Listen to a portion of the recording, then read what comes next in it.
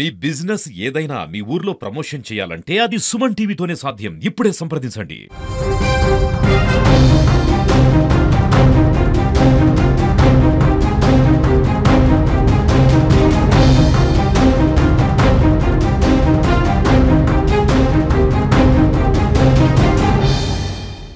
నేపాల్లో ఉద్రిక్త పరిస్థితుల నేపథ్యంలోనే అక్కడ చిక్కుకున్నటువంటి తెలుగు వారిని సురక్షితంగా తీసుకువచ్చారు.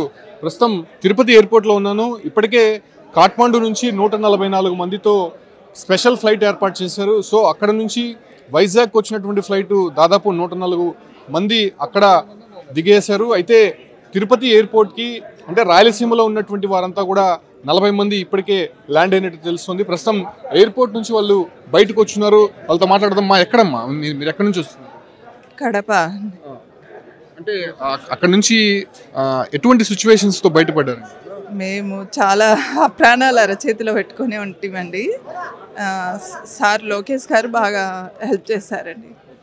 అంటే నిన్న వీడియో కాన్ఫరెన్స్ లో మాట్లాడారు, మీరు మాట్లాడారు. సో ఏ సిచ్యువేషన్ లో ఉన్నారండి? ఎక్కడ ఉన్నారు అసలు? మాకేం సిచ్యువేషన్ అంత క్రిటికల్ కాదు. మేము ఏమీ లేదని బయలుదేరాము. బయలుదేరిన కొద్దిసేపటికే వాళ్ళు వచ్చి ఒక ఇంత రాళ్ళు తీసుకొని వచ్చినారు. వాకిలు తెరచమన్నారు, తెరవలేదు, కొట్టారు. బస్ అంతా పగలగొట్టారు. ఇంకా వెంటనే తిప్పుకొని వచ్చి మళ్ళీ మా లాడ్జిలో మేము ఉంటివి. ఏ పర్పస్ మీద వెళ్ళారు?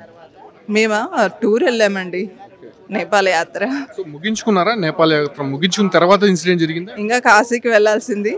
ఇంకా ఈ ఇన్సిడెంట్ వల్ల వచ్చేసినాం. సో ఎట్లుంది ప్రభుత్వం నుంచి? ఎలాంటి సహకారం? చాలా సపోర్ట్ చేశారండి, చాలా.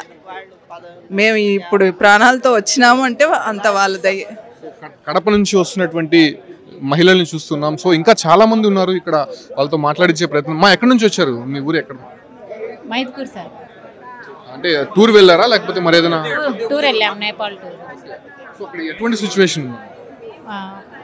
హోటల్ రూమ్లో ఉన్నంత వరకు ఏం అనిపించలేదు సార్. కొంచెం ఒకసారి బయటకు వచ్చేసరికి గలాటలు జరుగుతుంటే మళ్ళీ వీళ్ళను కాంటాక్ట్ అయ్యి వచ్చాము.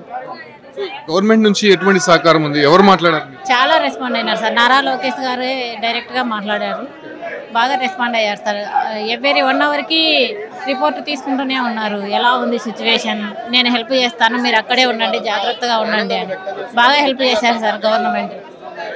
చూస్తున్నా కదా మహిళలు అంటే ఇక్కడ ప్రాణాలతో బయటపడినందుకు వాళ్ళ హర్షం అయితే వ్యక్తం చేస్తున్నారు. ఎక్కడి నుంచి? మీ ఊరు ఏదమ్మా? కడప సార్. ఏంటి టూర్ వెళ్ళారా? అవును సార్. అక్కడ చూసారు కదా సిచ్యువేషన్ ఎలా ఉంది సార్? ఒక 8 days అయితే చాలా ప్రశాంతంగా ఉంది. 9th డే స్టార్ట్ అయిపోయింది. మేము ఫస్ట్ వెళ్ళాము, 9th డే స్టార్ట్ అయిపోయింది అల్లర్లు. కానీ మాకు అది అంత బాగా తెలియలేదు, ఎందుకంటే మేము రూమ్లో స్టక్ అయిపోయాం. మా మేనేజర్ గారు ఎక్కడికి వద్దామా, బాగాలేదు పరిస్థితి అన్నారు. కానీ నైట్కి వాళ్ళకి ఏదో న్యూస్ వచ్చిందని స్టార్ట్ అయిపోయి నేపాల్ దాటుకుందాము అని చెప్పి జస్ట్ బస్సు ఎక్కాము. 1 kilometer వెళ్ళామండి. రాళ్లలో ఇంత లావు రాళ్ళు తీసుకొని మొత్తం బస్సు పగలు కొట్టేశారు. అట్లా వెనక్కి తిరిగేసి మళ్ళీ హోటల్కి వచ్చారు. వాళ్ళు కూడా చాలా బాగా చూసుకున్నారు మమ్మల్ని. వెంటనే రిసీవ్ చేసుకొని మళ్ళీ రూమ్స్ ఇచ్చేసి ఇంకా బయటికి వెళ్ళొద్దు అని 2 days పెట్టేశారు. ఈ లోపల టోల్ ఫ్రీ నెంబర్స్ మేము అప్రోచ్ అయ్యాము గవర్నమెంట్ని. వాళ్ళు చాలా ఇమ్మీడియట్గా రియాక్ట్ అయ్యారండి. అలా అంటే సెక్రటరీ నుంచి నిమిషానికి ఎవరికి నెట్ ఉందో వాళ్ళ నెంబర్లన్నీ పంపించాము మేము. వాళ్ళకి నిమిషానికి ఒకసారి ఫోన్ వస్తూనే, అమ్మ మీరు పలానా చోటు ఉండండి, మీరు బయటికి రాకండి, ప్యానిక్ అవ్వకండి, జాగ్రత్తగా ఉండండి, మీకు ఏం కావాలో అడగండి, మేము క్షణాల మీద మీకు అరేంజ్ చేస్తాము అని ఎప్పటికప్పుడు స్పందిస్తున్నారు. మాకు పూర్తి నమ్మకం అయితే వచ్చేసింది. 2 days కానీ 3 days కానీ మమ్మల్ని ఖచ్చితంగా తీసుకెళ్తారు, సేఫ్గా తీసుకెళ్తారు. సో మళ్ళీ మేము మా బస్సును కొంచెం రిపేర్ చేసుకుని వెళ్దామన్నా కూడా మేము రామండి. మా గవర్నమెంట్ భరోసా ఇచ్చింది, మేము గవర్నమెంట్తోనే వస్తాము అని అందరం గట్టిగా పట్టుకొని ఉన్నాము. గవర్నమెంట్ కూడా అంత బాగా స్పందించింది, మమ్మల్ని చాలా క్షేమంగా తీసుకొచ్చింది. తీసుకురావడమే కాదు, ఇక్కడ అరేంజ్మెంట్స్ కూడా చాలా బాగా చేసింది సార్. క్షణానికి మాకు ఫుడ్ అరేంజ్మెంట్స్ కానీ అన్ని బాగా చేశారు.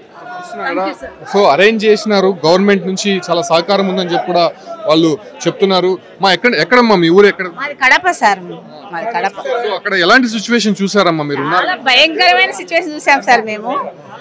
మేము అసలు మా పేరెంట్స్కి ఎవరికి చెప్పలేదు. మేమైతే ఇప్పటి వరకు అక్కడ మేము చేసిన ప్రాబ్లమ్స్ గురించి కూడా భయపడతారనేసి మేము ముక్తినాథ్ తర్వాత అక్కడ అవన్నీ దర్శనాలు అయితే బాగా జరిగినాయి.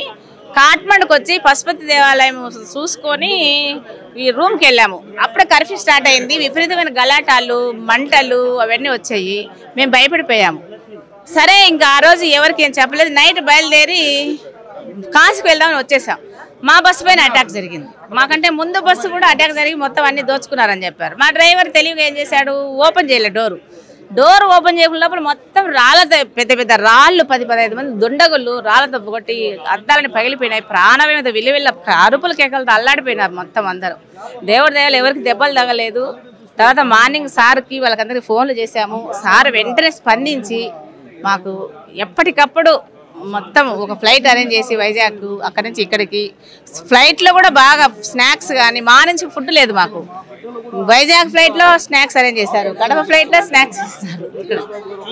పిల్లలు వచ్చి అసలు కలుస్తామనే నమ్మకం లేదు వాళ్ళకి. సో అలాంటి క్రమంలో పిల్లల్ని చూసి వాళ్ళు ఎంత భావోద్వేగం గుర్తుంది. అంటే మీకు తిరిగి భారత్కి వస్తామని చెప్పి నమ్మకం లేదండి. చాలా గొడవలు జరిగినాయి. ఇక్కడ మా బస్సు మీద అంతా రాళ్ళు వేసి మొత్తము అద్దాలన్నీ పగలగొట్టినారు. ఎప్పుడైతే లోకేష్ గారు వీళ్ళు మన గవర్నమెంట్ యాక్షన్ తీసుకొని మమ్మల్ని సేఫ్గా ఇంటికి తీసుకెళ్తామని చెప్పినారు. అప్పుడు మాకు కొంచెం ధైర్యం వచ్చింది. 2 days లాడ్జ్లో రూమ్లలోనే ఉండిపోయినాము. మాకు నిమిషానికి గంటకు ఒకసారి ఫోన్ చేసి మేము ఎట్లున్నాము ఏమని అన్నీ మమ్మల్ని విచారిస్తూ బాగా కేర్ తీసుకొని మమ్మల్ని తీసుకొని వచ్చినందువరకు అందరికీ ధన్యవాదాలు సార్. మన చంద్రబాబు ముఖ్యమంత్రి గారికి, లోకేష్ బాబు గారికి, అందరికీ ప్రతి ఒక్కరికి మాకు ఇక్కడికి తీసుకొచ్చినందుకు ధన్యవాదాలు చెప్పుకుంటున్నాం సార్. ప్రభుత్వానికి ధన్యవాదాలు తెలుపుతుంది. సో చాలా మంది మహిళలు అంటే టూర్కి వెళ్ళినటువంటి వారందరూ కూడా ఇక్కడికి వస్తారు. మా ఏ ఊరు నుంచి వచ్చారమ్మా? హైదరాబాద్ అండి. ఏపీ వాళ్ళు అందరూ నా రిలేటివ్స్. నేను ఒక్కదాన్నే హైదరాబాద్లో నుంచి వచ్చాను. మా బస్సు మీద దాడి జరిగిందండి. ఒక 20 minutes ఇంకా అసలు మేము చనిపోయాం అనుకున్నాము. భయంకరమైన దాడి అంటే ఒక్క గ్లాస్ కూడా మిగలలేదు. మొత్తం విండోస్ ఇట్లా ఎన్ని రాళ్ళు అంటే అసలు చెప్పలేమన్నమాట. ఇంత కొండరాళ్ళు పగిలాయి. ఇంకా 20 minutesలో ఇంకా అయిపోయింది, మేము మా పని అయిపోయింది అనుకున్నాము. ఇంకా ఎట్లో రివర్స్ తీసి మా డ్రైవరు మమ్మల్ని సేవ్ చేసి మళ్ళీ హోటల్ దగ్గర తీసుకొని వెళ్ళి అక్కడ వెళ్ళిన తర్వాత ఇంకా మేము 1 day ఇంకా అసలు బయటికి రాలేదు. దాని తర్వాత మాకు గవర్నమెంట్ నుంచి సపోర్ట్ వచ్చి చాలా అండి, అసలు నాకైతే నమ్మకం లేదు నిజంగా. నేను ఫ్రాంక్లీ చెప్తున్నాను, చెప్తారు గవర్నమెంట్ కానీ చేస్తారని అయితే నమ్మకం లేదు. మనం ఇంకా వెయిట్ చేసి ఎలాగో వెళ్ళాలనుకున్నాము. కానీ hats off to AP government అండి. Thank you so much Lokesh garu and Nara Chandrababu Naidu గారు.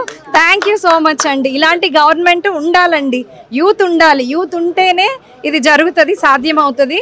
నేను చెప్తున్నా కదండి, లైవ్గా చూశాను. 1 dayలో వితిన్ 1 dayలో ఇదంతా సాధ్యమైందండి. అక్కడ ఆర్మీ గానీ లేకపోతే అక్కడ ప్రభుత్వం గానీ ఏమైనా మీకు రెస్పాన్స్? అసలు లేదండి. అంటే మేము ఆర్మీ ఉంటది అని మేము అనుకున్నాము. యాక్చువల్గా అంత పగలు కొడుతుంటే 20 minutes మాకు అసలు ఎవ్వరు లేరు. అసలు ఆర్మీ లేదు, ఏం లేదండి. లా లేదు, అక్కడ లా లేదు. తర్వాత ఇంకా 1-2 days తర్వాత అంటే మేము ఎయిర్పోర్ట్కి వచ్చేటప్పుడు కొంచెం ఆర్మీ అక్కడక్కడ కనిపిస్తుంది, కానీ ఆ దాడి జరిగిన రోజు మాత్రం అసలు ఆర్మీ లేదండి. ఇంకా మేము ఇంకా అయిపోయింది. అంటే మా డ్రైవర్ కానీ వెనక్కి తీసుకొని హోటల్కి తీసుకురాకపోతే అక్కడే ఇంకేమయ్యేదో మేము అసలు అంటే మేము బతుకుతామని అయితే అనుకోలేదండి. మళ్ళీ చూస్తామైతే అనుకోలేదు. లోకేష్ గారితో మాట్లాడారమ్మా? వీడియో కాల్ చేశారు కదా, ఆయన అందరికీ మాట్లాడుతూనే ఉన్నారు. అవును, చేశారండి. అన్ని అడుగుతానే ఉన్నారు, ఎంక్వైరీ చేస్తానే ఉన్నారు. ఎలా ఉన్నారు మీరు జాగ్రత్తగా ఉండండి, పానిక్ అవ్వద్దు, మేమున్నాము అన్న భరోసా ఇస్తానే ఉన్నారు. కానీ మాకు 1 day అంతా అదే గుర్తొస్తుందండి. అదే గుర్తొస్తుంది. ఇంకా తర్వాత చిన్నగా అందరం ఒకళ్ళకొకళ్ళు సపోర్ట్ చేసుకొని మన గవర్నమెంట్ ఇంత సపోర్ట్ చేసింది. మాకు ఎక్కడ అడుగడుగునా అండి, అంటే మాకు అడుగడుగునా వెల్కమ్ వచ్చింది. అసలు నాకు ఎంత హ్యాపీగా ఉందంటే ఇలాంటి గవర్నమెంట్ కావాలండి మన దేశంలో. ఇలాంటి గవర్నమెంట్ తప్పకుండా కావాలి. థ్యాంక్ యూ సో మచ్ అండి నారా చంద్రబాబు నాయుడు అండ్ లోకేష్ గారు అండ్ పవన్ కళ్యాణ్ గారు. Thank you so much. వాళ్ళు ఎంత ఎక్సైట్ అవుతున్నారో, కంప్లీట్ గా ఉన్నటువంటి ప్రభుత్వానికి కృతజ్ఞతలు తెలుపుతున్నారు. అక్కడ ఉన్నటువంటి ప్రభుత్వం ఏమాత్రం మాకు సహకరించలేదు, కానీ ఇక్కడ ఉన్నటువంటి కూటమి ప్రభుత్వం ఎప్పటికప్పుడు మమ్మల్ని సంప్రదిస్తూ మమ్మల్ని సురక్షితంగా ఇక్కడికి తెప్పించారని చెప్తున్నారు. మీ ఏ ఊరమ్మా? మాది రేణిగుంట అండి, తిరుపతి. టూర్ వెళ్ళారా మీరు? మేమంతా 50 members కలిసి టూర్ వెళ్ళాము. September 1st వెళ్ళాము అండ్ నేపాల్లో ఉన్నాము 1 week. దాని తర్వాత ఇది జరిగింది. అక్కడ ఏంటమ్మా మీరు ఫస్ట్ స్టార్టింగ్ చూసినటువంటి సిచ్యువేషన్? మాకు ఫస్ట్ ఏం తెలియలేదు. మేము ఎప్పుడైతే స్టార్ట్ అవుదాం అనుకున్నామో కర్ఫ్యూ ఉందన్నారు, నైట్ ఓపెన్ అవుతుందని చెప్పారు. అప్పుడు మేము స్టార్ట్ అవ్వగానే బస్ మీద మొత్తం స్టోన్స్ అవన్నీ వేసి కొంచెం ప్రాబ్లం అయింది. దెబ్బలేం తగలేదు కానీ బాగా భయపడిపోయాము. నెక్స్ట్ డే మార్నింగ్ కాల్ చేసి గవర్నమెంట్కి ఇన్ఫార్మ్ చేయగానే ఇవన్నీ కూడా అరేంజ్ చేశారు. మా హోటల్స్ వాళ్ళు కానీ లేకపోతే అక్కడ ఉన్నటువంటి స్టాఫ్ గవర్నమెంట్ ఏమైనా సపోర్ట్ చేసింది? గవర్నమెంట్ అయితే ఎవరు లేరండి, అసలు మాకు ఎవరు కనిపించలేదు. వాళ్ళు పోలీస్ కానీ ఎవరు కూడా. హోటల్ వాళ్ళు ఓకే మాకు ఉండడానికి స్టే అది ఇచ్చారు, కానీ మన గవర్నమెంట్కి చెప్పాకే తెలిసింది. అక్కడ నుంచి అయితే మాకేం సపోర్ట్ అయితే రాలేదు. ఫైనల్గా మీరు తిరిగి వస్తారని చెప్పి నమ్మకం ఉంది? నెక్స్ట్ డే ఎప్పుడైతే గవర్నమెంట్ మాట్లాడారో, లోకేష్ గారు కూడా మాట్లాడారు, అప్పుడు కొంచెం ట్రస్ట్ వచ్చింది. ఫస్ట్ అయితే ఆ నైట్ అయితే బాగా భయపడ్డాము అందరం, ఎందుకంటే అక్కడ పోలీసు లేరు, ఎవరు లేరు, ఎవరికి చెప్పాలో తెలీదు అన్నట్లుంది. నెక్స్ట్ డే వీళ్ళు చెప్పాక కొంచెం ధైర్యంగా ఉన్నాము.